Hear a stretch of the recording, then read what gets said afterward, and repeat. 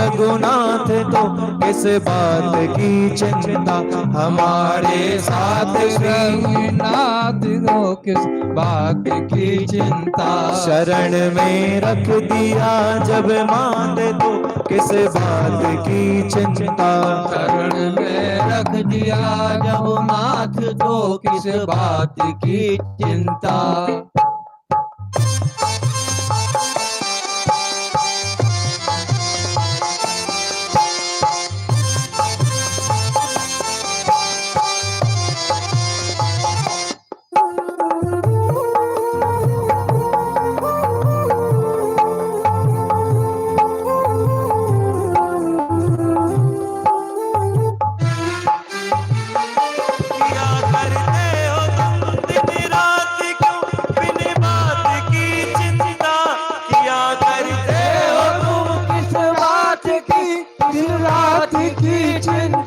किया करते हो तुम दिन रात क्यों बिन बात की चिंता, किया करते हो तुम रात किस बात की चिंता।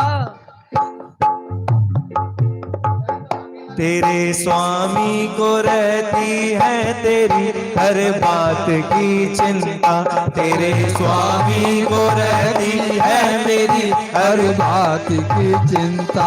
हमारे साथ श्री रघुनाथ तो किस बात की चिंता, हमारे साथ रघुनाथ को न मरने की न जीने की न खाने की न पीने की, न मरने की न जीने की न खाने की न पीने की, न मरने की न जीने की न पीने की।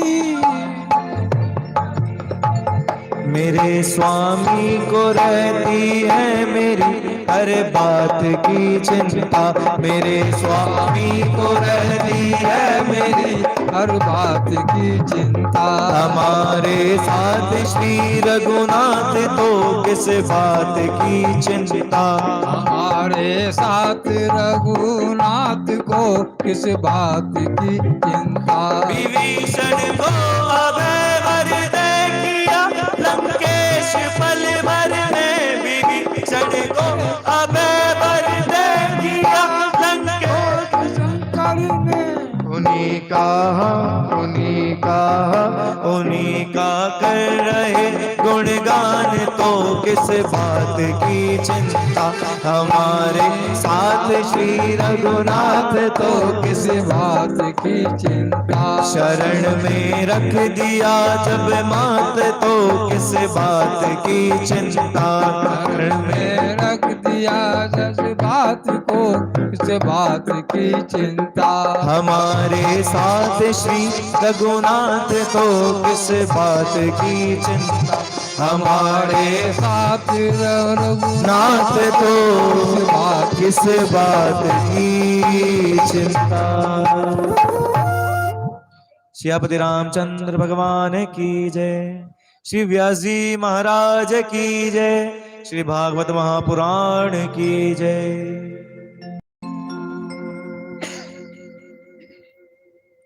श्री राधे।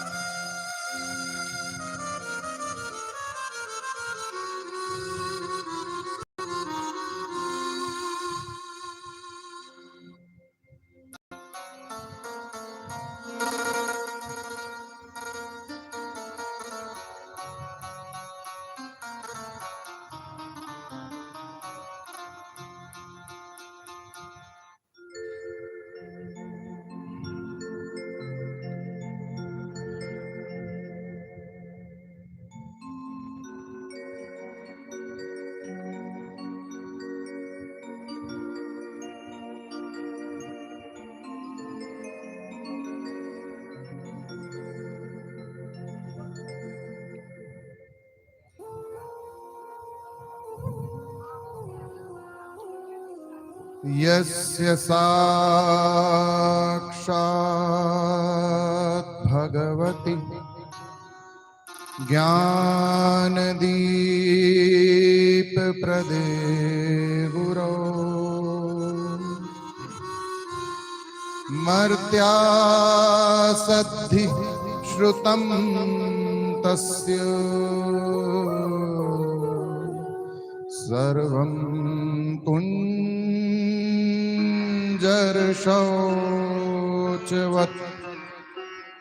एष वै भगवान् साक्षात् प्रधान पुरुषेश्वर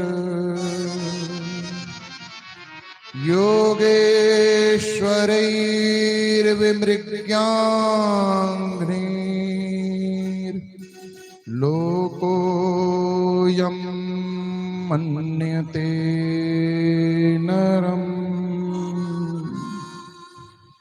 वेदानुद्धरते जगन्ति वहते भूगोलमुद्बिभ्रते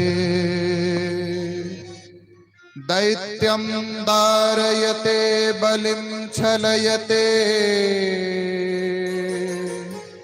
छत्रक्षयं कुर्वते पौलस्त्यं जयते हलिं कलयते म्लेच्छकारुण्यमातन्वते म्लेच्छान् मूर्छयते दशाकृतिकृते कृष्णाय तुभ्यं नमः। कदा द्रक्ष्यामि नन्दस्य बालकं नीपमालकम्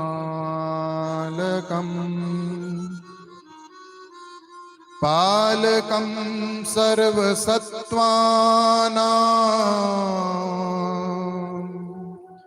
लसत्तिलकभालकम् नमः कमलनाभाय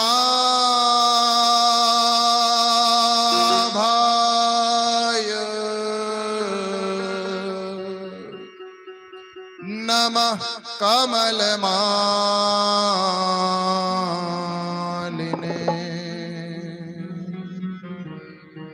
नमः कमलपादाय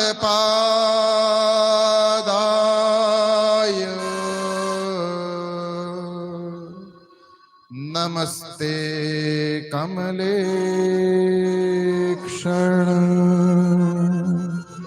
यो ब्रह्माणं विदधाति पूर्वं यो वै वेदांश्च प्रहिणोति तस्मै तद्गुंह देवमात्मबुद्धि प्रकाशं मुमुक्षुर्वै शरणमहं प्रपद्ये।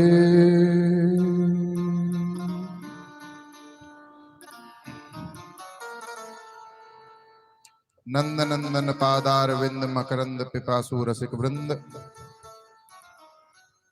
नियमानुसार कुछ देर श्री भगवान नाम का आश्रय ले लीजिए। पश्चात विषय प्रारंभ हो। भजो गिरिधर गोविंद गोपाला भजो गिरिधर गोविंद गोपाला भजो गिरिधर गोविंद गोपाला भजो गिरिधर गोविंद गोपाल। गोविंद गोपाला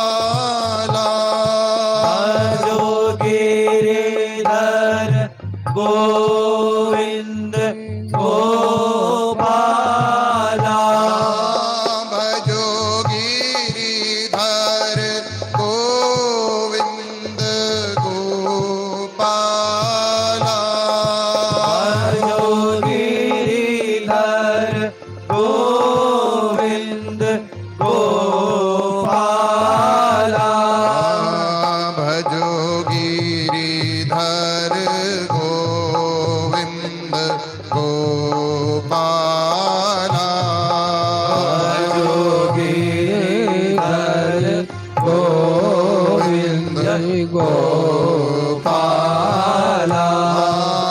भजो मोर मुकुट मुरली वाला भजो मोर मुकुट मुरली वाला भजो मोर मुकुट मुरली वाला भजो मोर मुकुट मुरली वाला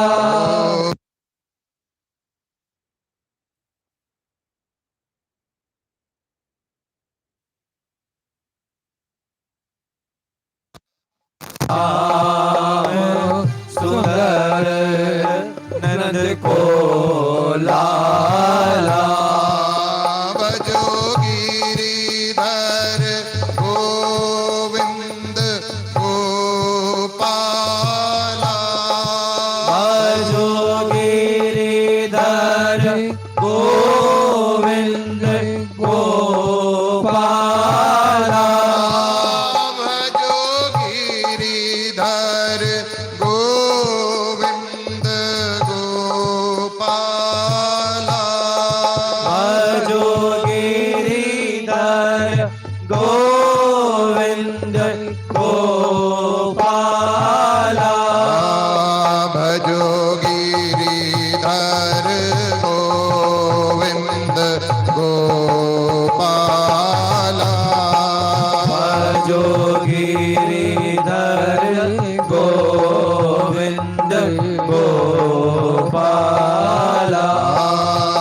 भजो गिरिधर गोविंद गोपाला भजो गिरिधर गोविंद गोपाला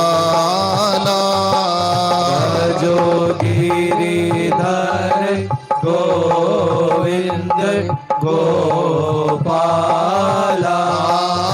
भजो गिरिधर गोविंद गोपाला भजो गिरिधर गोविंद गोपाला भजो गोपाला गोपाला भजो गोपाला भजो गोपाला भजो गोपाला भजो गोपाला भजो गिरिधर गोविंद गोपाला भजो गिरिधर गोविंद गोपाला भजो गोपाला भजो गोपाला भजो गोपाला भजो गोपाला भजो गिरिधर गोविंद गोपाला भजो गिरिधर गोविंद गोपाला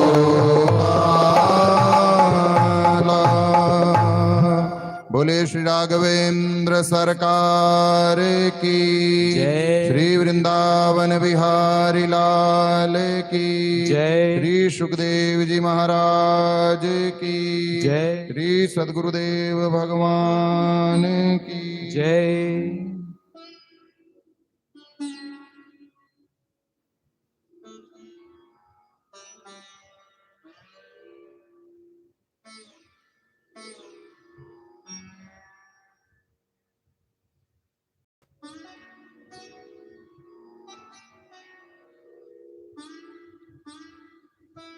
श्री हरि शरणम।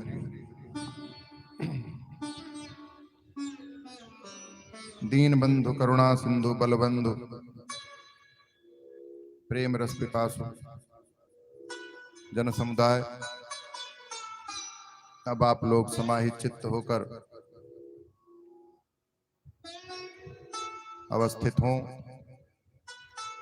कल के कथा प्रसंगों में मनु जी के शेष वंश का वर्णन, जिसमें ध्रुव जी के वंश का वर्णन और मनु जी के सबसे छोटे पुत्र प्रियव्रत का चरित्र, उनके पुत्र आग्नेन्द्र, उनके पुत्र नाभि, नाभि के पुत्र ऋषभ और ऋषभ के पुत्र भरत जी का चरित्र का हमने श्रवण किया। तदनंतर संक्षेप में पुरंजनोपाख्यान, प्राचीन बरही राजा और प्रचेताओं का भगवान शंकर से सत्संग और उनको भगवान के चरणारविंद की प्राप्ति। तत्पश्चात छठे स्कंद में प्रवेश किया हम लोगों ने, जहां वृत्रासुर की कथा, अजामिल की कथा और भिन्न भिन्न लोक दीपों, शिशुमार चक्र, भवाटवी, नवग्रहों का वर्णन इत्यादि, इन सबको संक्षेप में श्रवण किया। और सप्तम स्कंद में नारद युधिष्ठिर के संवादांतर्गत हिरण्यकश्यपु और हिरण्याक्ष के पूर्व जन्म का वृत्तांत, प्रहलाद जी का जन्म, प्रहलाद जी का असुर बालकों को उपदेश और प्रहलाद जी के ऊपर हिरण्यकशिपु के द्वारा भयंकर अत्याचार और अंततः भगवान श्री नृसिंह का प्रादुर्भाव, हिरण्यकशिपु का संहार और भगवान नृसिंह का प्रहलाद जी का मनोवांछित वर देकर अंतर्ध्यान हो जाना। यहां तक की कथाओं का हम लोगों ने कल श्रवण किया। अब आज सप्तम स्कंद की शेष कथाओं में प्रवेश करें। नारद जी ने युधिष्ठिर को मानव धर्म, वर्णाश्रम धर्म, स्त्री धर्म का उपदेश दिया और कहा, धर्म मूलम ही भगवान सर्ववेदमयो। वास्तव में क्या है यह भगवान ही जानते हैं। धर्म की गति इतनी टेढ़ी है कि भगवान के अतिरिक्त उसे और कोई ना जान सकता, ना समझ सकता। जिस पर भगवान कृपा कर दें वही धर्म के मूल तत्व को समझ पाता है। मानव जीवन में धर्म के किन किन लक्षणों का होना दृष्टिगोचर देखा गया है और शुभ माना गया है।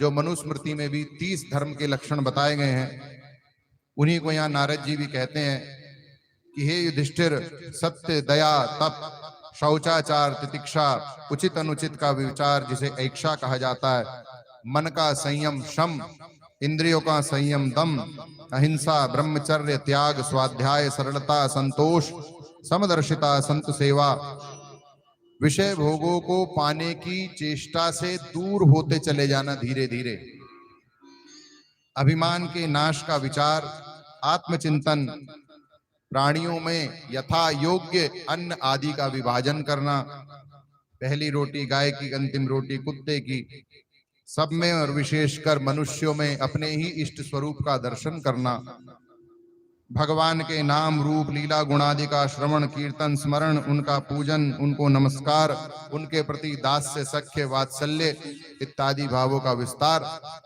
यही मानव के लिए श्रेष्ठ धर्म है। ब्राह्मण के धर्म को बताया कि ब्राह्मण को 6 कर्म निश्चित किए गए हैं। वेदाध्ययन करना, वेदाध्ययन करवाना, दान देना, दान लेना, वैदिक यज्ञ इत्यादि कर्मों को स्वयं करना और करवाना, यही 6 कर्म ब्राह्मणों के लिए निश्चित किए गए। इन्हीं 6 कर्मों में से ब्राह्मण यदि अपनी आजीविका को चलाता है तो वह श्रेष्ठ धर्मकर्ता माना जाता है।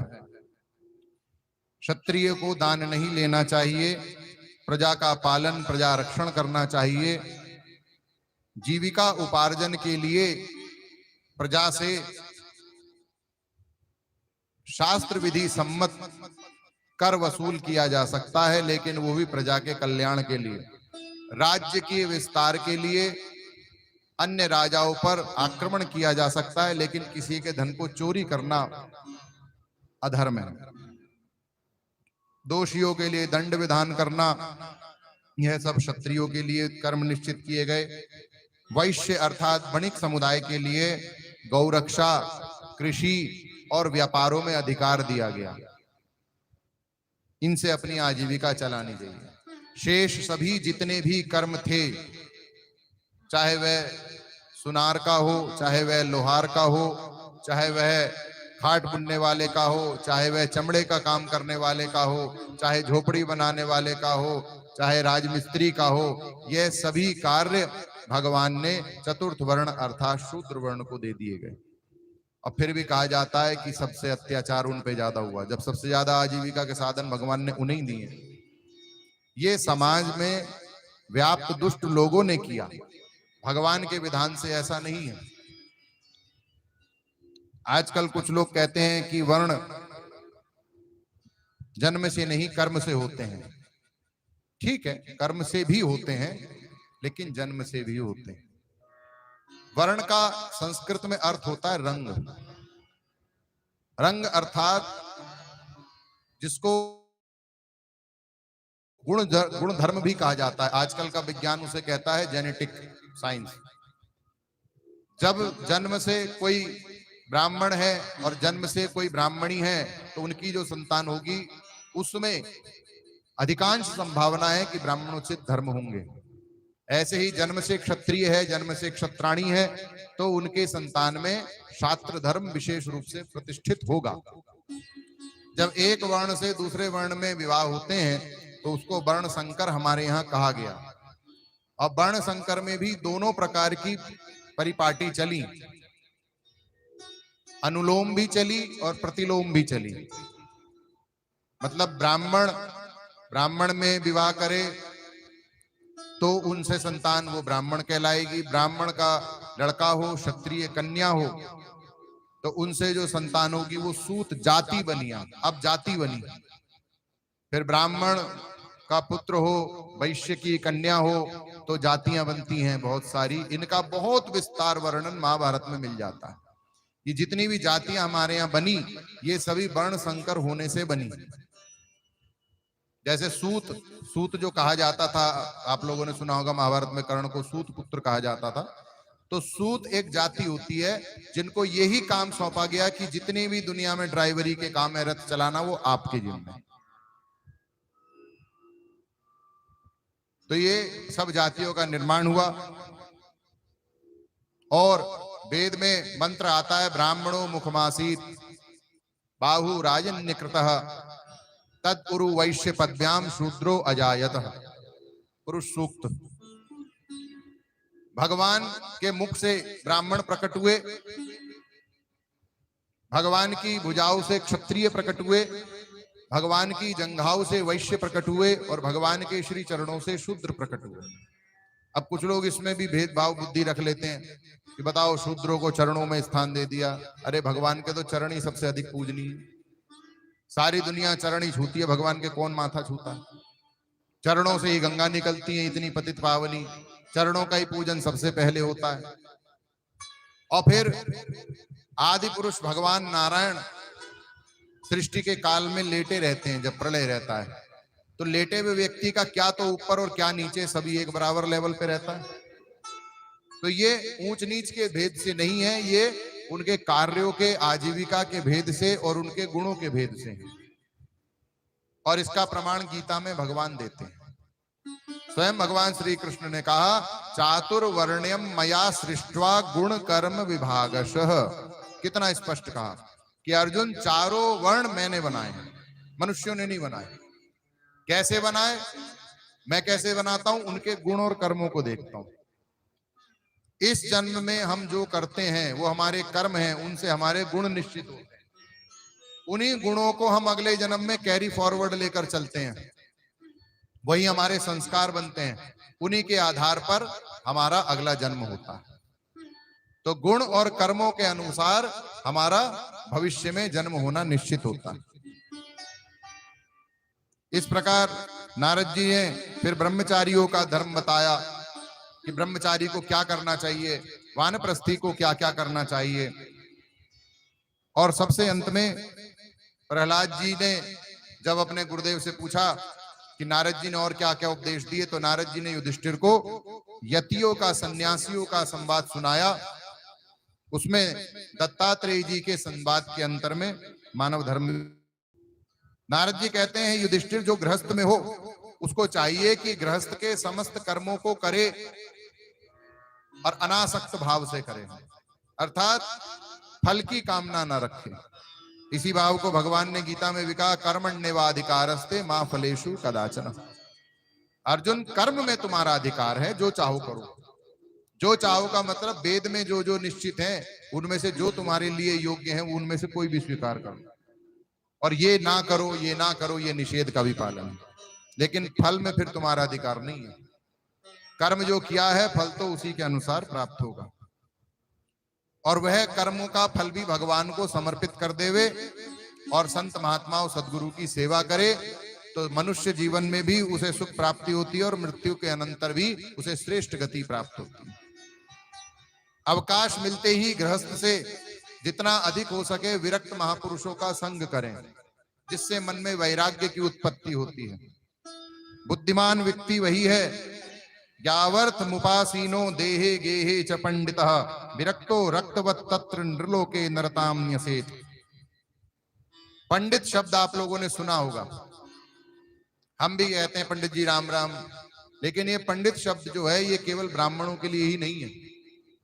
किसी भी विषय का जो विद्वान होगा उसको पंडित कहा जाएगा। पंडित शब्द, पंडा एक शब्द है संस्कृत में, उससे बना है।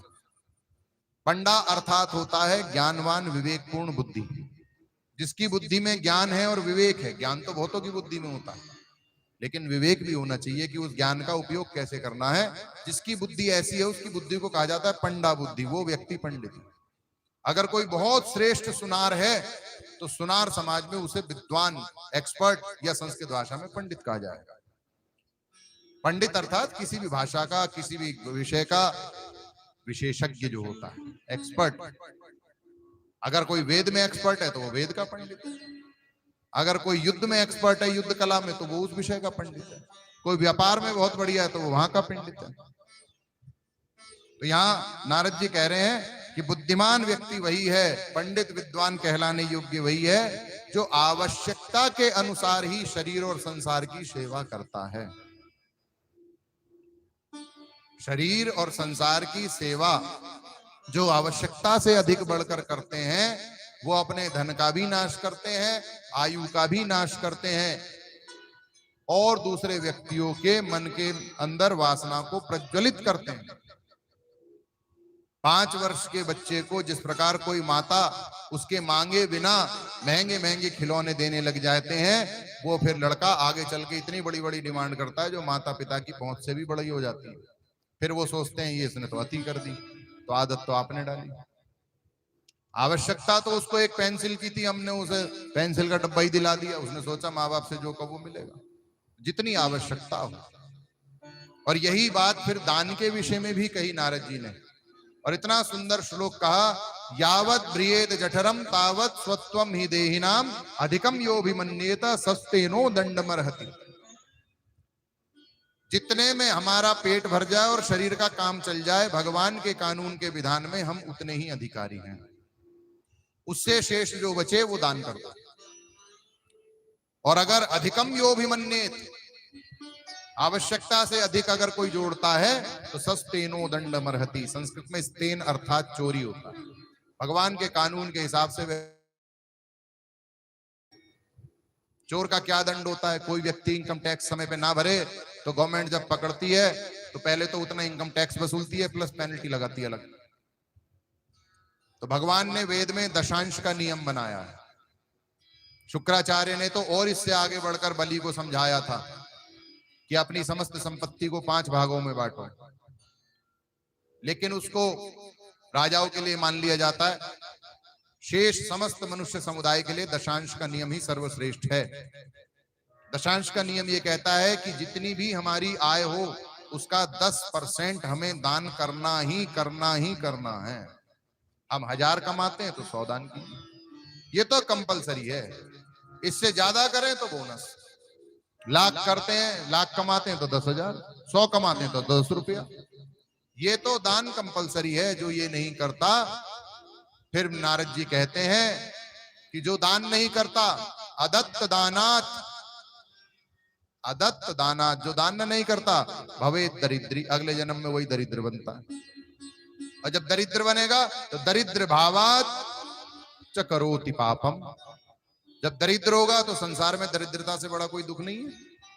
नहीं दरिद्र सम दुख जग माही, संत मिलन सम सुख जग नाही।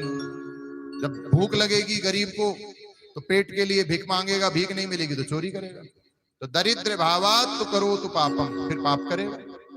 और पाप प्रभावात नरकम प्रयाति, पाप करेगा तो नरक जाएगा। और पुनर्दरिद्री पुनरेव पापी, अब अच्छे कर्म हो ही नहीं रहे, फिर एक चक्र बन जाता है, नरक जाता है, फिर दरिद्र बनता है, नरक जाता है, फिर दरिद्र बनता है, ये चक्कर चल जाता है। और प्रगट चारि पद धर्म के कलिमह एक प्रधान, ये न केन विधि दीने उदान करे कल्याण। मनुस्मृति में भी कहा गया दान में कम कलो युगे, कल युग में तो दान का एक, धर्म का एक ही चरण बसता है और वो है दान। लेकिन दान में पात्रता देखी जाए, नंबर 1 कि हम किस पात्र को दे रहे हैं। तामसी व्यक्ति को दान देंगे नरक मिलेगा, राजसी व्यक्ति को दान देंगे संसारी सुख मिलेंगे, सात्विक व्यक्ति को दान देंगे स्वर्ग का सुख मिलेगा, भगवान और संत महात्मा को दान देंगे तो भगवान की कृपा और भगवान का लोक मिलेगा। सबसे पहली बात पात्रता। दूसरी बात, दान देकर बदले की भावना नहीं होनी चाहिए कि हम ये दान करेंगे तो हमें ये पुण्य मिलेगा, हम ये दान करेंगे तो ये पुण्य मिलेगा। क्योंकि दान शब्द जो है संस्कृत में दा धातु से बना है। दा माने देना और ना माने बदलाना चाहना। हमने 100 रुपया दिया, बदले में मिठाई ले ली, तो ये दान थोड़ी हुआ। गरीब को दे दिया और अरे हमें संसार में लोग देखें बड़ा दानी है, तो दान कहाँ हुआ, तो नष्ट हो गया। पुण्य बताने से नष्ट होता है, पाप भी बताने से नष्ट होता है। और फिर तीसरी बात, दान प्रसन्नता से होना चाहिए। बेमनी से होगा तो भी दान तो होगा, लेकिन उसका फल आधा हो जाएगा। तो दान में बहुत से नियम कानून है। त्रिवर्णम नात कृच्छेण भजेद ग्रह मेध्यपि, यथा देशम यथा कालम यावत दैपोपपादितम। नारद जी कहते हैं गृहस्थ होता है एक, और एक ग्रह मेधी होता है। समस्त वेद शास्त्रों में गृहस्थ की बहुत सराहना मिलती है और बहुत महानता बताई जाती है कि गृहस्थ सर्वश्रेष्ठ है। लेकिन कौन सा गृहस्थ सर्वश्रेष्ठ है? गृहस्थ का अर्थ होता है ग्रहे स्थित भजति ईश्वरम, जो घर में रहता हुआ, विपरीत परिस्थितियों में रहता हुआ, वो तो गृहस्थ है। उसका शरीर घर में है, घर में स्थित है, इसलिए वो गृहस्थ है। लेकिन जिसकी बुद्धि में घर है वो गृहस्थ नहीं कहलाता, वो ग्रह मेधी कहलाता है। तो जब बुद्धि में घर है तो अटैचमेंट होगा, फिर रोएगा, मरेगा और अंत में फिर पतन होगा। तो गृहस्थ और ग्रह मेधी में यही अंतर है कि एक घर में रहता है और एक में घर रहता है। इस प्रकार नारद जी उपदेश देते चले गए। फिर अधर्म की भी 5 शाखा बताई नारद जी ने।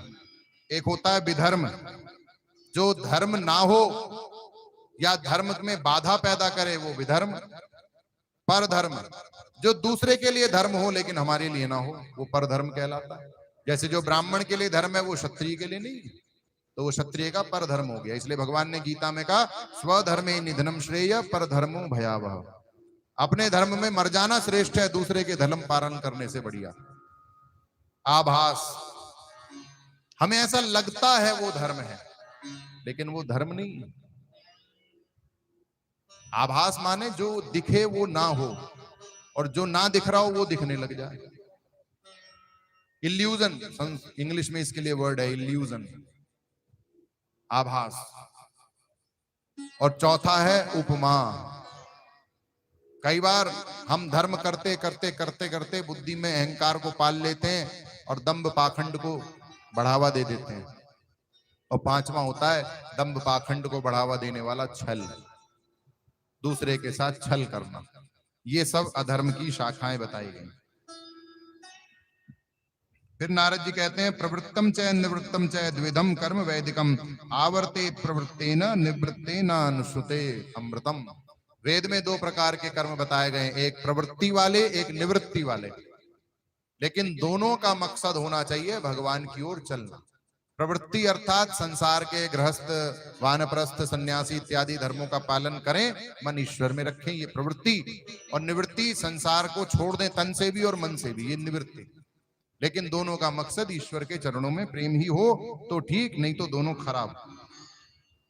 इस प्रकार विभिन्न धर्मों का उपदेश करके नारद जी चले गए युधिष्ठिर के याद सभा से और प्रहलाद जी को चरित्र को विराम दिया गया।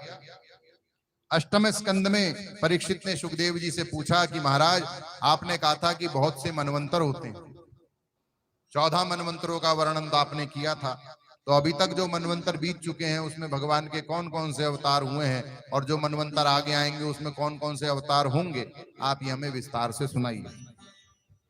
सुखदेव जी ने कहा कि वर्तमान कल्प में अभी तक 6 मनवंतर बीत चुके हैं।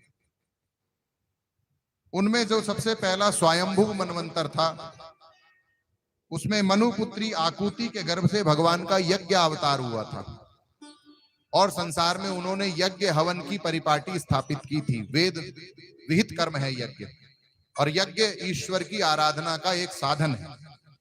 इसी मनवंतर में समस्त देवताओं की भी उत्पत्ति हुई थी और फिर वो देवता हम मनुष्यों के इंद्रियों में स्थित हो गए। दूसरे मनु हुए जिनका नाम था स्वारोचिष, ये अग्नि के पुत्र थे। इनके बहुत से पुत्र हुए जिनमें से प्रमुख थे द्युमान, सुषेण और रोचिष्मान। इस कालखंड में इंद्र का नाम था रोचन। ऊर्जस्तंभ आदि 7 इनके सप्तऋषि थे।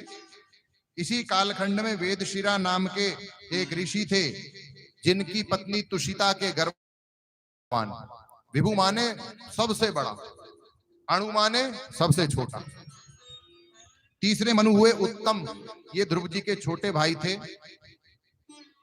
इनके पवन, संजय, यज्ञहोत्र आदि पुत्र हुए।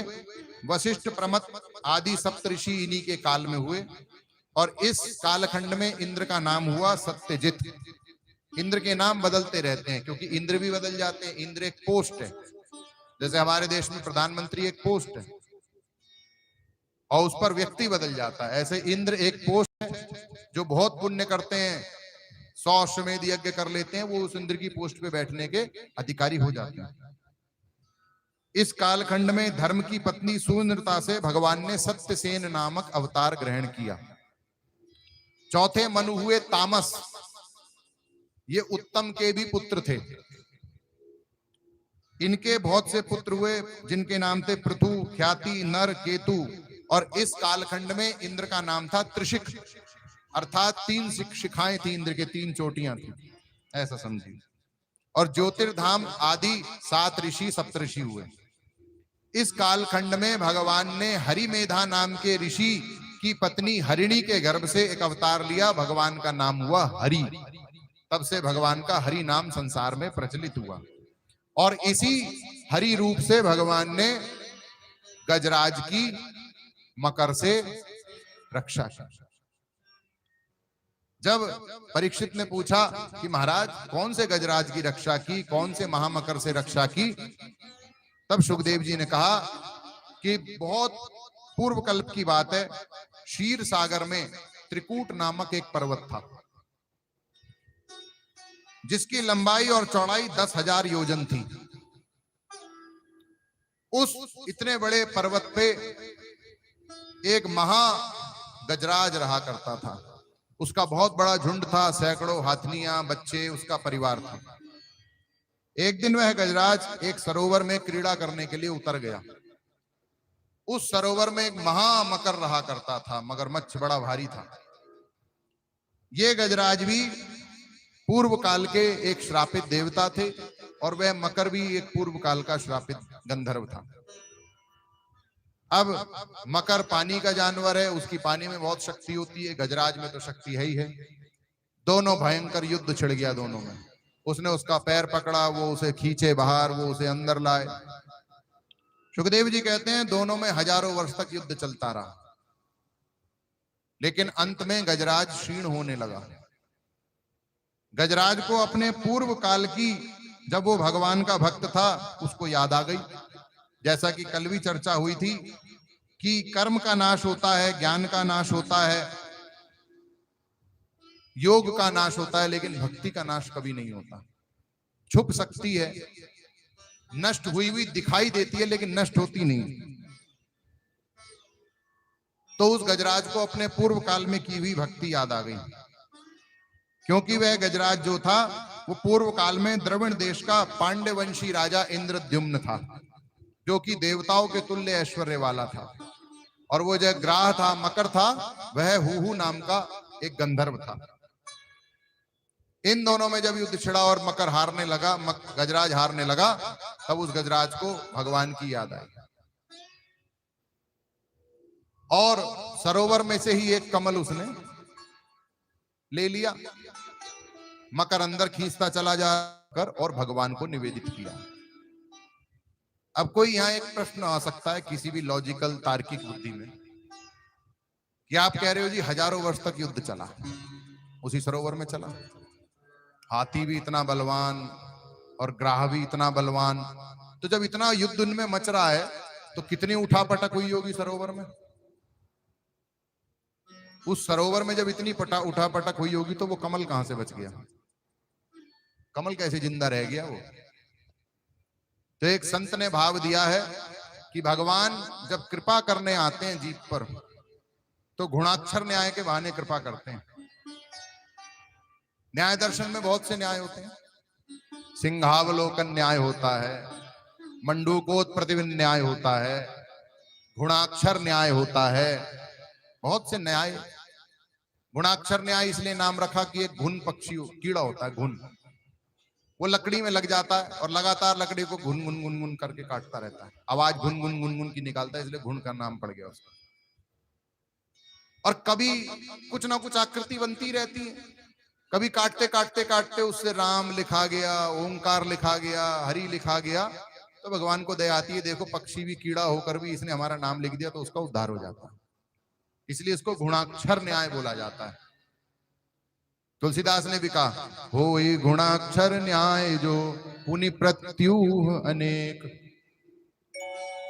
तो भगवान को दया आ गई कि पूर्व जन्म में हमारा ये भक्त था, तो मानो भगवान ने अपना ही कमल जल में फेंक दिया और उसको याद दिला दिया कि देख पत्रम पुष्पम फलम तोयम यो में भक्त्या प्रयच्छति। जल तो यहां खूब है, पत्ते एक नहीं है, तो फूल तू मुझसे ले ले।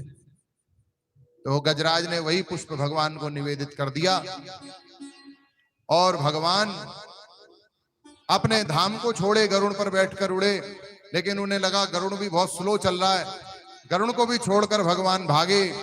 नगन पद गज के रुदन पर दौड़ने वाले प्रभु, सांवरे घनश्याम तुम तो प्रेम के अवतार हो।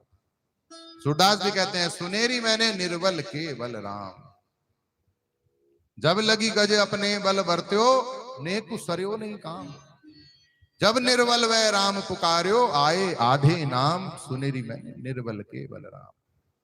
भगवान उस निर्बल के पास आते हैं। निर्बल का मतलब ये जितने भी कमजोर हो गए, जिनके शरीर बिल्कुल सूख गए, उन सबके पास भगवान आ जाएंगे। निर्बल का ये मतलब होना चाहिए। और जो अच्छे खाते पीते घरेंगे उनके पास भगवान कभी नहीं आएंगे। निर्बल का यही मतलब लगता ना। निर्बल का मतलब होता है, देखिए अब थोड़ी सी भाषा आ गई इसमें, हिंदी सब नहीं पढ़ी होगी, संस्कृत चाहे पढ़ी हो ना हो। संस्कृत में या हिंदी में अगर किसी वस्तु को या किसी शब्द को नकारात्मक बनाना हो तो उसमें हम अ या अन लगाते हैं, अ या अन, निर नहीं लगाते। अगर हम किसी शब्द में आगे व्यंजन आ रहा है तो उसके आगे अ लगा देंगे और वो उसका विरोधी हो जाएगा, और स्वर आ रहा है तो अन लगा देंगे तो वो उसका विरोधी हो जाएगा, लेकिन निर नहीं लगाते। और ये एक बड़े ही प्रकांड विद्वान है, उन्होंने ये व्युत्पत्ति प्रकट की है। ऐसे ही ईश्वर को साकार भी आकार भी कहा जाता है, लेकिन अनाकार नहीं कहा जाता। आकार के आगे, आकार में स्वर आ रहा है आ, उसके आगे अन लगा दें हम, अन माने नकार, नकारात्मक, तो अनाकार हो जाएगा। तो वेद में अनाकार तो कहीं कहा नहीं, निराकार का। और निर शब्द का जो विशेष अर्थ होता है वो विशेष होता है। निराकार का अर्थ होता है कि उसका कोई निश्चित आकार नहीं। जैसे जल का कोई निश्चित आकार नहीं है, आकार नहीं है, लेकिन आप किसी घड़े में भर दो तो घड़े जैसा आकार हो जाएगा। गिलास में भर दो गिलास जैसा हो जाएगा, भगोने में भर दो भगोने जैसा हो जाएगा। तो हम कहें कि आकार नहीं है तो वो आकार तो ले रहा है, लेकिन निश्चित नहीं है कि ऐसा ही होगा, कि वो धनुष ही लेगा या बांसुरी लेगा या त्रिशूल ही लेगा या सूंड ही लगाएगा या 8 भुजा वाला ही बनेगा, कोई निश्चित नहीं है। जब जैसी जिसकी भावना होगी उस आकार में आ जाएगा। तो यहां निर शब्द है, तो निर्बल का अर्थ होता है जो समस्त बलों को या तो छोड़ दे। एक बड़ा भारी पहलवान है, अगर वो जब तक अपने शरीर के बल को नहीं भूलेगा तो उसे निर्बलता की फीलिंग क्या आएगी। चलो इसको भी छोड़ो, उसे पेशिच हो गया, लूज मोशन लग गए, तो शरीर में बल तो उतना ही है लेकिन फीलिंग चली गई बल की। अरे बड़ी कमजोरी सी लग रही है, अरे वजन तो तेरा उतना ही है, मांसपेशियां भी उतनी है, डोले भी उतनी बना रखे हैं, पैक भी उतनी निकाल रखे हैं, बल कहां गया तेरा। उस बल की फीलिंग चली गई। तो जब बल की फीलिंग चली जाती है तब व्यक्ति निर्बल होता है। ये फीलिंग ही तो भगवान को नहीं आने दे रही। द्रौपदी ने कितने बल लगाए, 5 पति बैठे, बचा लो पति बल नहीं बचाया। बड़े बड़े ज्ञानी बैठे हैं, पितामह बैठे हैं, द्रोणाचार्य बैठे हैं, धृतराष्ट्र बैठे हैं, बल लगा रही है, लगा, भगवान ने भी कहा लगा। अरे मैं भी तो यज्ञ से आई हूं, यज्ञ सेनी हूं, ये होगा 10,000 हाथियों वाला बल। अपनी साड़ी हाथ से पकड़ी, दांत में दबाई, भगवान ने कहा अपना बल लगा रही है। लेकिन जब सब बल छूट गए और हाथ ऊपर उठ गए, अम्बरावतार हो गए। अब निर्बल हुई, बल था शरीर में लेकिन बल की फीलिंग चली गई, या ये कंफर्म हो गया कि इस बल से तो काम नहीं बनेगा। तो जब अपने बल पर कोई भरोसा ना रहे तो वो निर्बल हो। इसीलिए सब महात्मा बड़े चतुर होते हैं, उन्होंने अबल नहीं लिखा, निर्बल के बलराम। तो इसलिए बल कितने भी हो, शरीर संसार में खूब लगाइए, ईश्वर के क्षेत्र में लगा के देख लो, कुछ मिलता हो तो छोड़ने तो पड़ेंगे, आज नहीं तो कल। तो जब निर्बल हो जाएंगे तो भगवान आ जाएंगे। और गजराज निर्बल हो गया, शक्ति नहीं घटी, लेकिन उसको ये पता चल गया कि मेरे बल से काम नहीं चलेगा, अब तो भगवान का ही बल काम आएगा। इसी भाव को लेकर श्याम बाबा के भक्त भी कहते हैं, हारे का हार मान लो पहले। ये नहीं है कि संसार में पिट रहे हो और भगवान को याद नहीं कर रहे हो ना, हाँ लड़ो, लेकिन अंदर से ये हार मान लो कि अपनी शक्ति से हम वहां नहीं जा सकते, हार गए अंदर से। अब तुम्हारा सहारा वो बनेगा, नहीं तो नहीं बनेगा, गाते रहो। जब तक हम अंदर से नहीं हारेंगे भगवान से, तो वो हमारा सहारा कैसे बन जाएगा। कई साल पूर्व पहले की बात है, एक श्याम बाबा के भजन गाते थे भक्त, वो हमसे मिल गए। अब ये बात उन्हें समझानी थी हमें, लेकिन वो नहीं समझ रहे थे, तो हमने फिर उल्टे तरीके से समझाया, व्यतिरेक से। जो सत्य पर, सत्य की असत्य पर विजय होती है, अधर्म पर धर्म की विजय होती है, तो अंत में तो अधर्म हारता, अंत में तो असत्य हारता है। तो क्या बाबा श्याम असत्य और अधर्म के सहारे हैं? अब फंसा वो, वैसे नहीं मान रहा था। जब उसने इस बात में आकर फंस गया तो उसको ये बात समझ में आई कि मन से जब हारेंगे, भगवान के चरणों में गिरेंगे। हनुमान चालीसा पढ़ते हैं ना हम लोग। एक पंडित जी मिले, कथा के दौरान ही मिले थे ब्रह्मपुरी में। कहते हैं ये हनुमान चालीसा में जो आता है, होत ना आज्ञा बिनु पैसा रे, तो कितना पैसा लेते हैं हनुमान जी?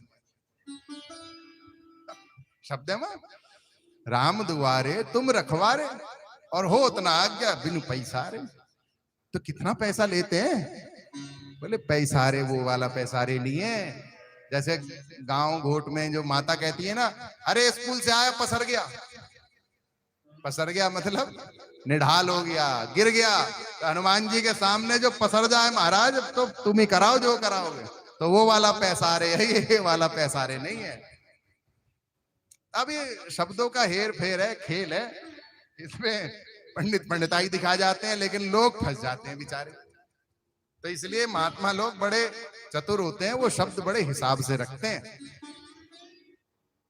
उसमें शब्दों की भी संगत लगानी पड़ती है, व्याकरण को भी लगाना पड़ता है, धर्म की भी युक्ति लगानी पड़ती है, शास्त्र का प्रमाण भी लेना पड़ता है, तब एक एक शब्द समझ में आता है। तो गजराज का भगवान ने निर्बल होते ही उद्धार कर दिया और गजराज से पहले ग्राह का उद्धार कर दिया। नारद जी वहीं खड़े लीला देख रहे थे। नारद जी ने भगवान के कान में पूछा, बुलाया तो इसने था मां इसको उद्धार पहले इसका कर दिया। बोले भैया देख, ये तो मुझे बुला रहा था और इसने मेरे भगत का चरण पकड़ रखा था। तो मेरे भक्त को तो मैं भक्त मानता नहीं, मेरे भक्त का जो भक्त हो जाता है उसे मैं ज्यादा भक्त मानता हूं। तो ये तो गज तो मेरा भक्त है, ये मेरे भक्त का भक्त है, तो इसका पहले उद्धार, नंबर 2 पे अपना उद्धार। तो इसलिए तुमरे भजन राम को पावे। हनुमान जी प्रसन्न, राम जी प्रसन्न, श्याम बाबा प्रसन्न, कन्हैया प्रसन्न। इसीलिए भक्त की भक्ति श्रेष्ठ है भगवान की भक्ति से। अब आप कहें प्रमाण, तो आदि पुराण उठाइए और भगवान शंकर से मानिए। भगवान शंकर कहते हैं तस्मात् परतरम देवी तदीया नाम समर्चनम। भगवान से श्रेष्ठ भक्ति उनके भक्तों की है। आराधना नाम सर्वेशाम विष्णुर आराधनम परम। समस्त आराधनाओं में भगवान विष्णु की, श्री कृष्ण की, राम की आराधना सबसे रसमयी है, श्रेष्ठ अर्थात रसमयी। लेकिन तदीया नाम समर्चनम तस्मात् परतरम देवी, उनसे भी श्रेष्ठ उनके भक्तों की भक्ति है। करंट हर कोई नहीं छूता, लेकिन अगर किसी ने करंट छू लिया और हम अनजाने में उसे पकड़ ले तो गए, चिपक गए। तो जिसने भगवान को पकड़ रखा उसे पकड़ लो, काम हो गया। तो इसलिए भक्त की इतनी महत्ता है। तो गजराज ने जो भगवान की स्तुति की है उसे गजेंद्र मोक्ष नामक अध्याय से भी भागवत में कहा जाता है, लोग उसका पाठ करते हैं। 5वें मनु का नाम था रैवत। ये तामस के छोटे भाई थे, चौथे मनु के। इनके कई पुत्र हुए, अर्जुन, बलि, विंध्य। और इस मनवंतर में हिरण्य रोमा, वेदशिरा, ऊर्ध्व रोमा आदि सप्तऋषि थे। इंद्र का नाम था विभु। इस मनवंतर में शुभ्र ऋषि के नाम के, शुभ्र ऋषि नाम के एक नामक ऋषि थे, शुभ्र नामक। उनकी पत्नी थी जिनका नाम था विकुंठा। उनके गर्भ से भगवान ने अवतार लिया तो नाम हुआ वैकुंठ। तो वैकुंठ भगवान के धाम का भी नाम है और वैकुंठ भगवान का भी नाम है। वैकुंठ अर्थात जहां कुंठा ना रहे, कोई डाउट ना रहे, कोई मन में गड़बड़ी ना रहे, वो वैकुंठ है। तब से भगवान का नाम वैकुंठ हो गया। 6ठे मनु थे जिनका नाम था चाक्षुष। इससे पिछला मनवंतर था जो वर्तमान में चल रहा है। इनके पुत्र थे पुरु, पुरुष, सुद्युम्न इत्यादि। इस समय इंद्र का नाम था मंत्रद्रुम। भविष्यमान, वीरक आदि सप्तऋषि थे। और इस कालखंड में भगवान ने वैराज नामक ऋषि की पत्नी संभूति के गर्भ से अजित नामक अवतार लिया। अजित अर्थात जिसे कोई ना जीत पाए। और इन्हीं अजित भगवान ने समुद्र मंथन करवाया। अब समुद्र मंथन की चर्चा आ गई तो फिर उन्होंने पूछा कि महाराज समुद्र मंथन की कृपा करके विस्तार से कथा सुनाइए। तो सुखदेव जी ने कहा कि एक समय दुर्वासा ऋषि वैकुंठ गए, भगवान के दर्शन किए। भगवान ने प्रसाद में अपने गले की माला उतार के उनको दे दी। दुर्वासा जी माला को लेकर, प्रसादी माला को लेकर चल दिए। रास्ते में देवराज इंद्र मिले, अपने गजराज ऐरावत पर बैठे हुए। इंद्र ने प्रणाम किया, हाथी पर ही बैठकर। अहंकारी है ना, वो हाथी से नीचे नहीं उतरते। चलो महात्मा है, उन्होंने कहा कोई बात नहीं बेटा, खुश रहो। और वो भगवान की प्रसादी माला उतार के इंद्र को दी। तो गजराज ने पकड़ ली और इंद्र तक ले जाने से पहले ही फेंक दी नीचे और कुचल दी।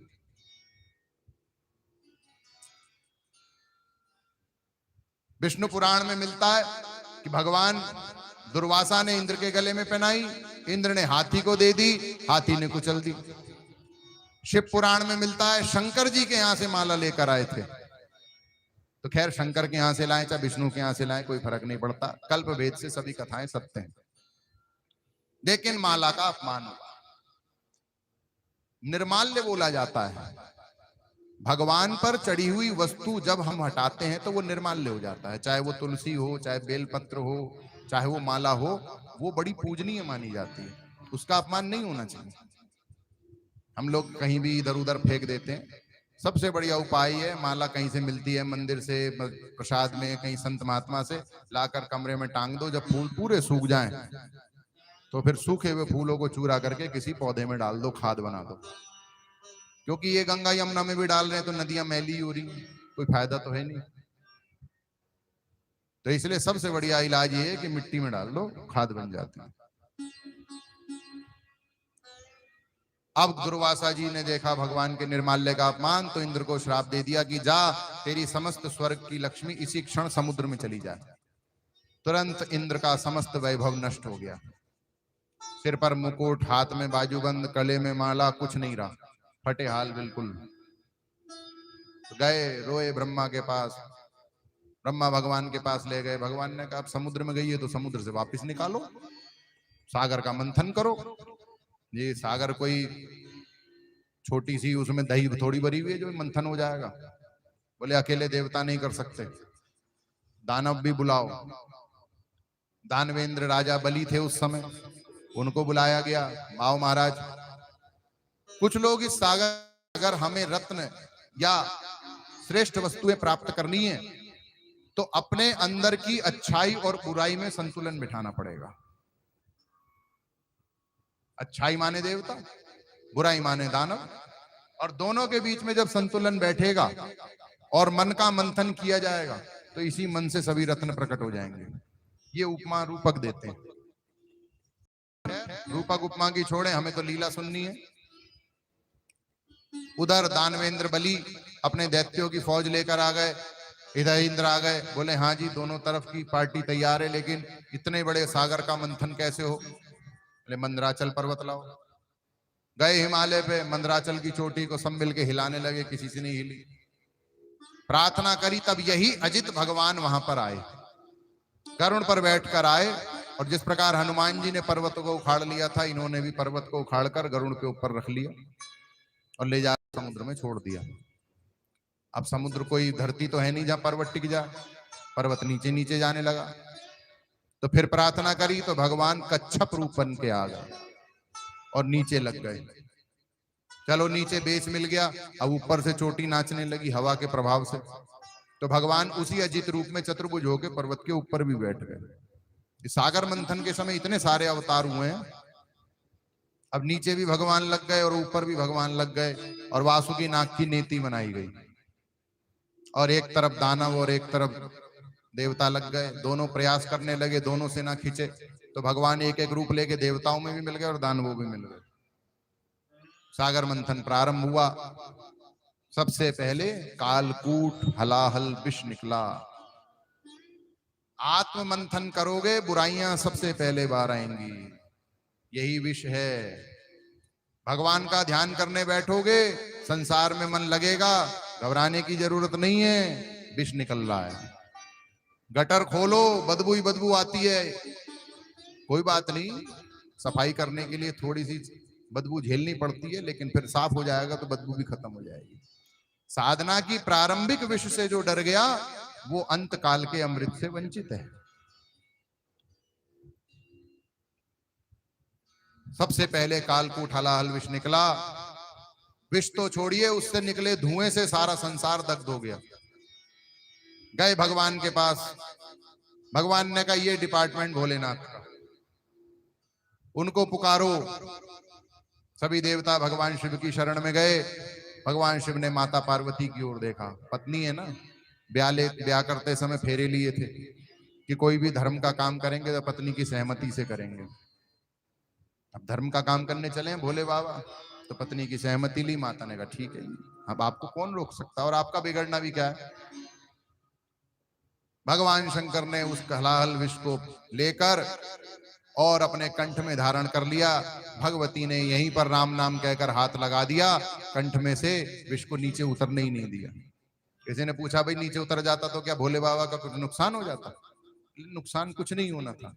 भोले बाबा के मन में भाव आया, अंदर मेरे श्री सीताराम विराजमान है, हमारे इष्ट देव हृदय में बैठे हैं, ये विष जाकर उनको न कुछ नुकसान पहुंचाए। वो बड़े कोमल हैं, नीलांबुज श्यामल कोमलांगम। ये भगवान शंकर ने एक शिक्षा और दे दी। कि भक्त को जीवन में जब विष का पान करना पड़े तो ऊपर से दिखावा कर लो, उस विष को अंदर मत ले जाओ। अंदर हमारे ठाकुर जी बैठे हैं, उनका कोमल शरीर जल ना जाए। बाहर से खूब करो, क्रोध करना पड़ेगा, लेकिन वो क्रोध अंदर नहीं आना चाहिए, हमारे ठाकुर जी ना जल जाए। इसलिए भगवान शंकर ने उसे यहीं रख लिया। और संत कहते हैं राम नाम पीकर विष को यहीं रख लिया, विश्राम मिल गया। भगवान के नाम के भरोसे जो संसार के विष को पी जाता है वही विश्राम को भी पा जाता है। भोलेनाथ ने इस प्रकार सुंदर उपदेश भी दे दिया। तदनंतर एक एक करके सुंदर रत्न निकलने लगे। कामधेनु प्रकट हुई, स्वर्ग चली गई। उच्चैश्रवा घोड़ा निकला, दानवेंद्र बलि ने ले लिया। ऐरावत नाम का हाथी निकला, देवराज इंद्र को प्राप्त हुआ। कौस्तुभ नाम की मणि निकली। सबने सागर मंथन में इतनी हेल्प करने के लिए भगवान नारायण को गिफ्ट कर दी। कल्प वृक्ष निकला, वो स्वयं ही स्वर्ग के नंदन वन में चला गया। वारुणी प्रकट हुई, मदिरा। देवताओं ने कहा भैया असुरो तुम ले लो। चंद्रमा निकला, भगवान शंकर ने अपने शीश पर धारण कर लिया कि बाबा आपने इतनी बड़ी हेल्प की, ये आपको गिफ्ट। भगवती लक्ष्मी निकली। लक्ष्मी निकली तो अब सब अमृत को भूल गए।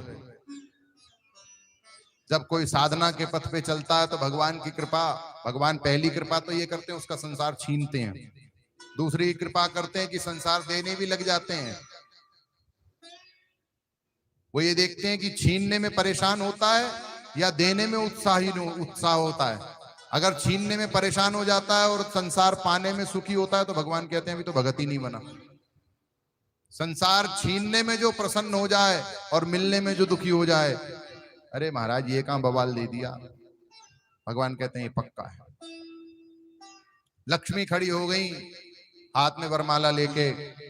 देवताओं की, दानवों की, ऋषियों की, मुनियों की, सिद्धों की, चारणों की, गंधर्वों की, अप्सराओं की, सबकी लाइन लग गई कि हमारे गले में ही माला आ जाए। लक्ष्मी देखने लगी। क्वचित चिरायुर नहीं शील मंगल क्वचित तदप्यस्ति। उसने देखा कुछ बड़े सुंदर सुंदर देवता हैं, इंद्र हैं, वरुण हैं, कुबेर हैं, कामदेव हैं, लेकिन इनकी आयु क्या है? कुछ भी नहीं। विधवा कौन होना चाहती है अगर पता चल जाए कि शादी के 4 दिन बाद मेरे पतिदेव मर जाएंगे तो कौन ब्याह करेगी? उनने कहा छोड़ो इनको, देवताओं का आयु का कोई ठिकाना नहीं है। फिर दूसरी तरफ देखा है बड़े बड़े आयु वाले ऋषि महर्षि खड़े हैं। ये मार्कंडेय खड़े हैं, ये फलाने खड़े हैं, इनकी 10 कल्प आयु है, इसकी 20 कल्प आयु है। बोले इनकी शकल देखो, लंबी लंबी दाढ़ियां और भूत प्रेत बने में। बोले फालतू, इनमें कोई रस है?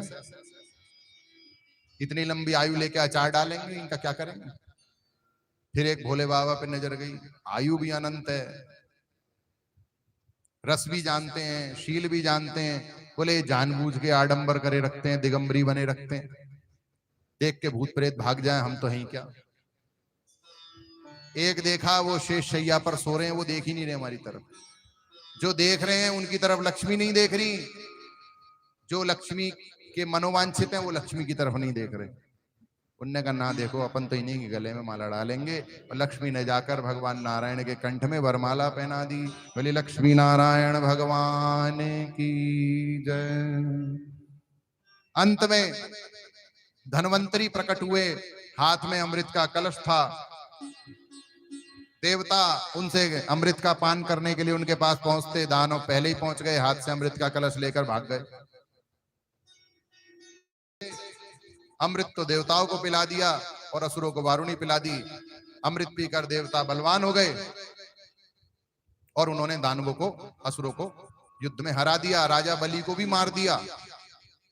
लेकिन बलि के जो गुरु हैं शुक्राचार्य, वो मृत संजीवनी विद्या जानते हैं। भगवान शंकर की कृपा से मरे हुए को जिंदा कर देते हैं। उन्होंने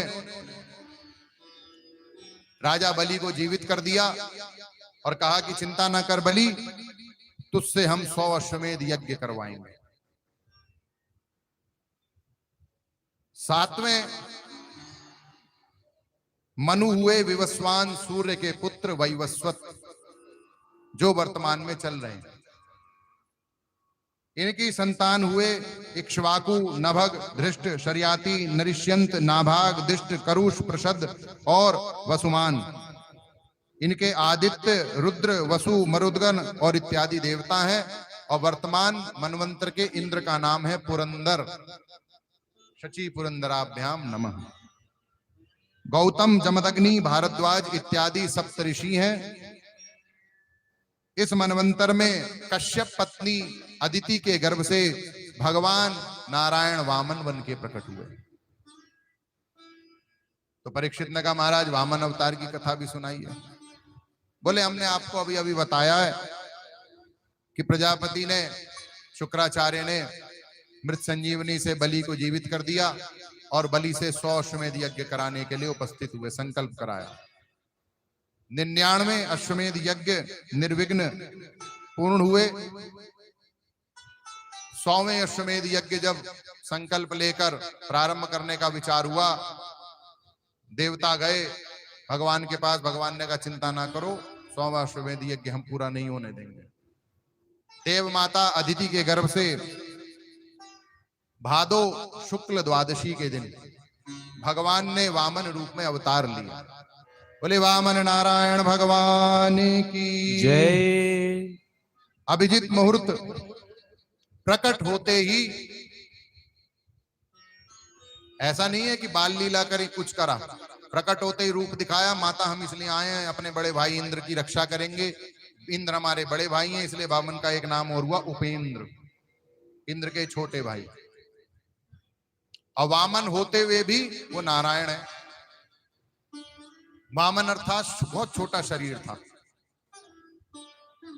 और जहां बलि संकल्प लेने के लिए उपस्थित थे, वहीं यज्ञशाला में वामन पहुंच गए और बलि की यज्ञशाला में जाकर भिक्षाम देही करने लगे। बलि यद्यपि सभी ब्राह्मणों को संतुष्ट करते थे, कर चुके थे, तथापि एक ब्राह्मण बटुक को अपने द्वार पर आया देखकर उन्होंने अभी यज्ञ में बैठना ठीक नहीं समझा। जाकर पूछा कि कहो ब्राह्मण आपको क्या चाहिए। भगवान ने कहा हम अकिंचन ब्राह्मण हैं, हमारी कोई बहुत लंबी चौड़ी इच्छा नहीं है। यदृच्छयोपपन्न संतुष्टो वर्तते सुखम नासंतुष्टम स्त्रीभिर्लोकै राजितो आत्मप्रसादति। हे राजन, तीनों लोकों की संपत्ति भी किसी को दे दी जाए तो वो संतुष्ट नहीं हो सकता। तो हम सब कुछ पाकर क्या करेंगे? फिर भी महाराज आप हमारी यज्ञशाला में आए हो तो कुछ तो मांगो। उन्होंने कहा ऐसा है कि हम तो ब्रह्मचारी हैं, हम कहीं बैठ करने के लिए तो कई कई दिन की हमारी समाधि लग जाती है।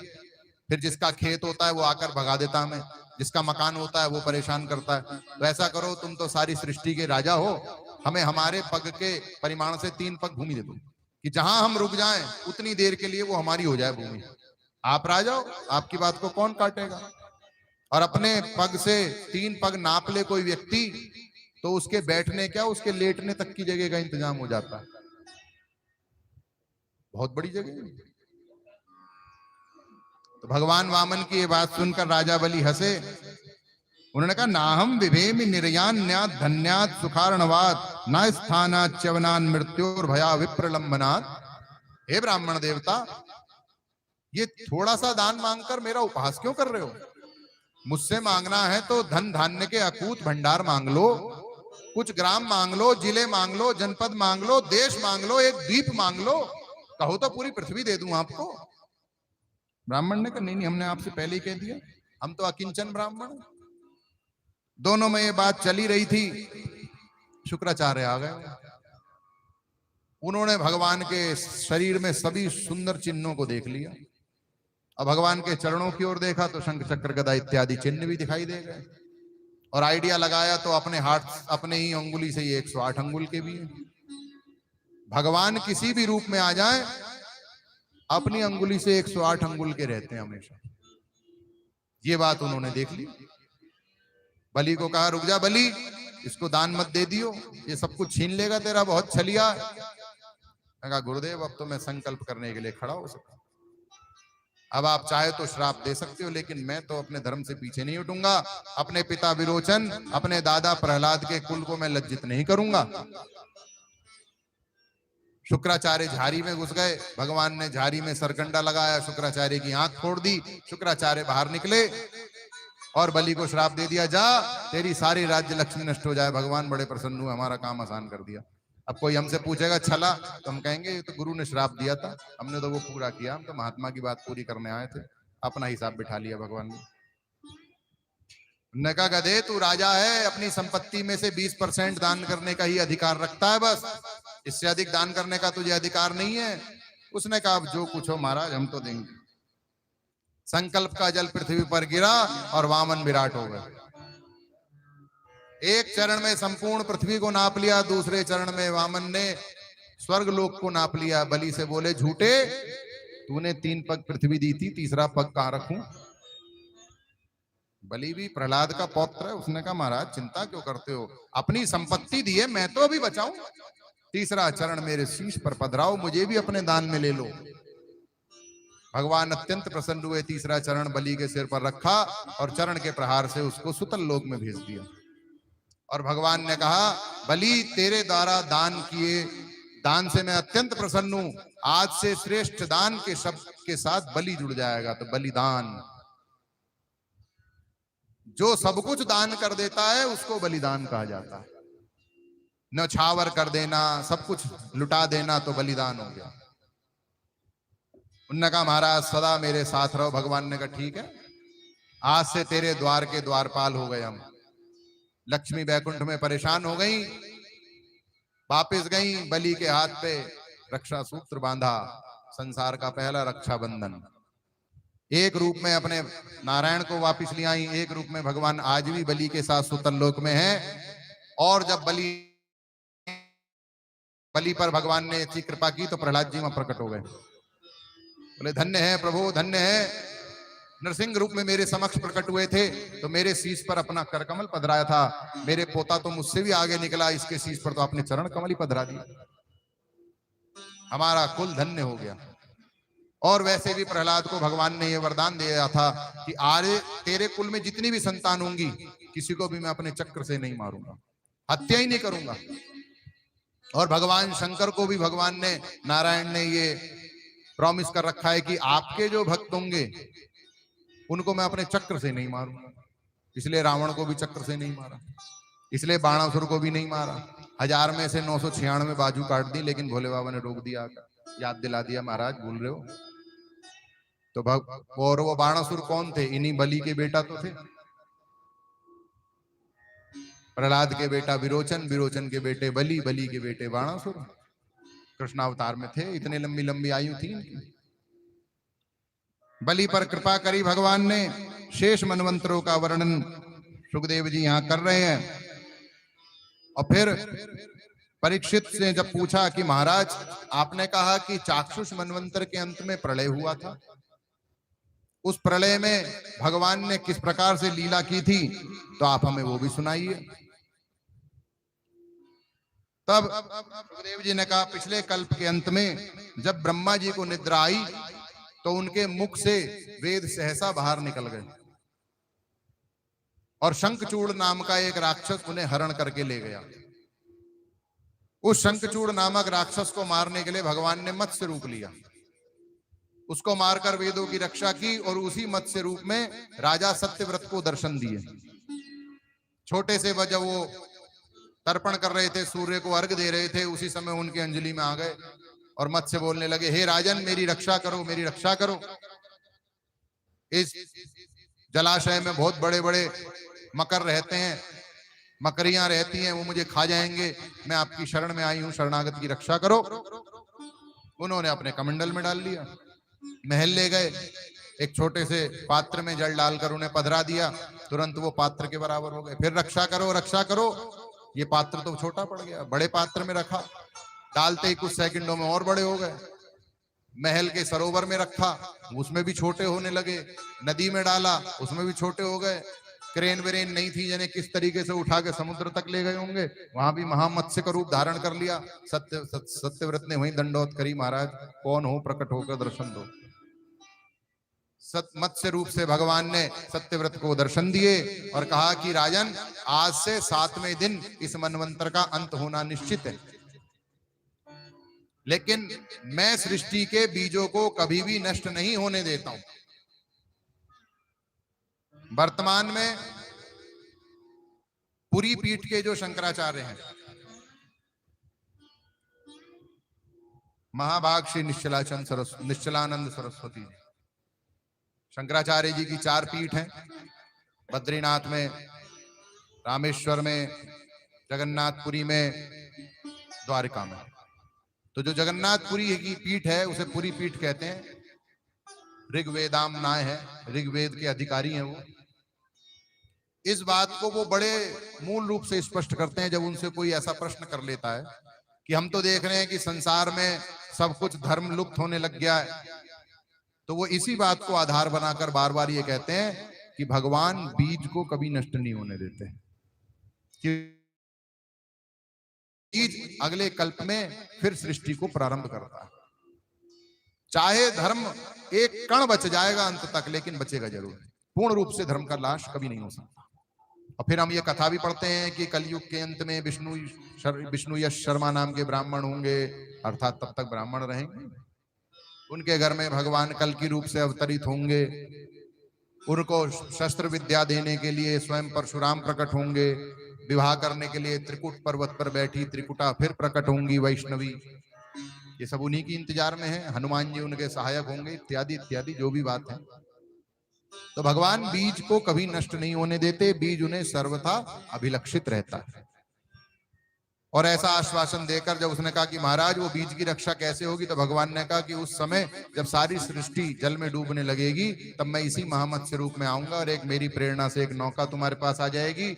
वासुकी नाग आ जाएंगे, नौका के अग्रभाग को मेरे श्रृंग पर बांध देना और प्रलय काल में मैं तुम्हें लेकर विहार करता रहूंगा। और ऐसा ही हुआ। उससे 7वें दिन समस्त सृष्टि में मूसलाधार सांवर्तक नाम के वेग वर्षा करने लगे। प्रलय काल उपस्थित हुआ। भगवान अपने आश्वासन के अनुसार वहां पधारे और जब तक प्रलय काल चलता रहा, सत्यव्रत सप्तऋषियों समस्त धन धान्यों को बीजों को लेकर भगवान उनका रक्षण करने लगे। और उस समय राजा सत्यव्रत ने जो जो प्रश्न पूछे और भगवान महामत्स्य ने उत्तर दिए, उन्हीं प्रश्नोत्तरी के संकलन को मत्स्य महापुराण कहा जाता है। मत्स्य महापुराण का उपदेश स्वयं भगवान मत्स्य ने ही किया है। और मत्स्य अवतार की कथा के साथ सुखदेव जी ने अष्टम स्कंद को भी विराम दिया। नवम स्कंद में प्रवेश करें। प्रवेश करने से पूर्व आइए कुछ क्षण भगवान नाम संकीर्तन का आश्रय। भज मेरे मन आठो याम, श्री राम जय जय राम। भज मेरे मन आठो याम, श्री राम जय जय राम। बोलो श्री राम जय जय राम। श्री राम जय जय राम। श्री राम जय जय राम। श्री राम जय जय। ओ श्री राम जय जय राम। श्री राम जय जय राम। श्री राम जय जय राम। श्री राम जय राम। बोलो श्री राम जय जय राम। श्री राम जय जय राम। श्री राम जय जय राम। श्री राम जय जय राम। भजो रघुपति राघव राजा राम, पतित पावन सीताराम। भजो रघुपति राघव राजा राम, पतित पावन सीताराम। ओ रघुपति राघव राजा राम, पतित पावन सीताराम। रघुपति राघव सीताराम। ओ जानकी वल्लभ राजा राम, अवध विहारी सीताराम। जानकी वल्लभ राजा राम, अवध बिहारी सीताराम। भरत लखन के भ्राता राम, हनुमान के स्वामी राम। भरत लखन के भ्राता राम, हनुमान के स्वामी राम।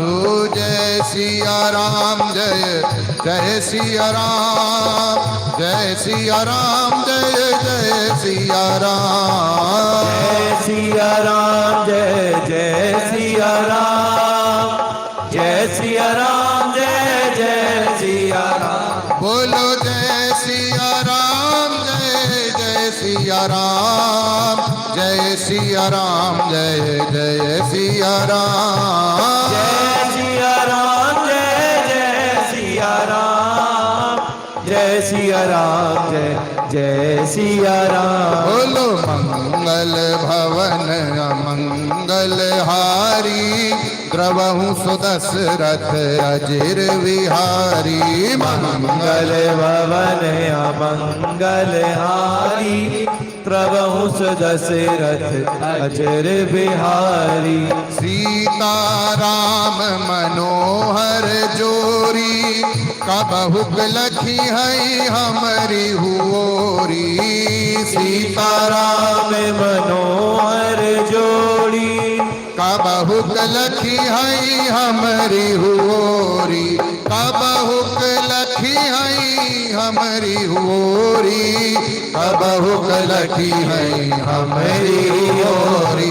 जय सिया राम जय सिया राम, जय सिया राम। बोलो जय सिया राम। आ जाओ मेरे राजा राम, मन मंदिर के स्वामी राम। आ जाओ मेरे प्यारे राम, मन मंदिर में स्वामी राम। आ जाओ मेरे राजा राम, बनूंगी रानी द्वापर श्याम। आ जाओ मेरे राजा राम, बनूंगी रानी द्वापर श्याम। आ जाओ मेरे राजा राम, मन मंदिर के स्वामी राम। आ जाओ मेरे प्यारे राम, मन मंदिर के स्वामी राम।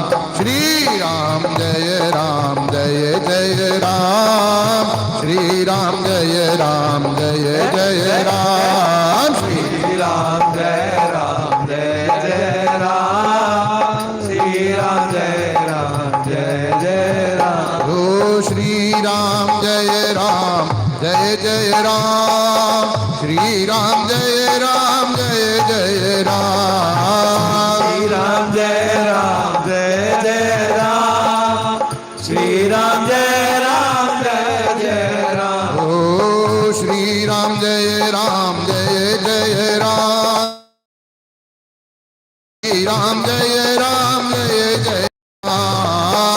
राम जय राम जय जय राम, श्री राम जय राम जय जय राम। बोलो जय सिया राम जय जय सिया राम, जय सिया राम जय जय सिया राम। जय सिया राम जय जय सिया राम, जय सिया राम जय जय सिया राम। बोलो जय सिया राम, जय सिया राम, बोलो जय सिया राम, बोलो जय सिया राम, जय जय सिया राम, जय जय सिया राम, जय जय सिया राम, जय जय सिया राम। बोलो जय सिया राम, बोलो जय सिया राम, बोलो जय सिया राम, बोलो जय सिया राम, जय जय सिया राम, जय जय सिया राम, जय जय सिया राम। जय जय सिया राम। सीताराम सीताराम सीताराम सीताराम सीताराम सीताराम सीताराम सीताराम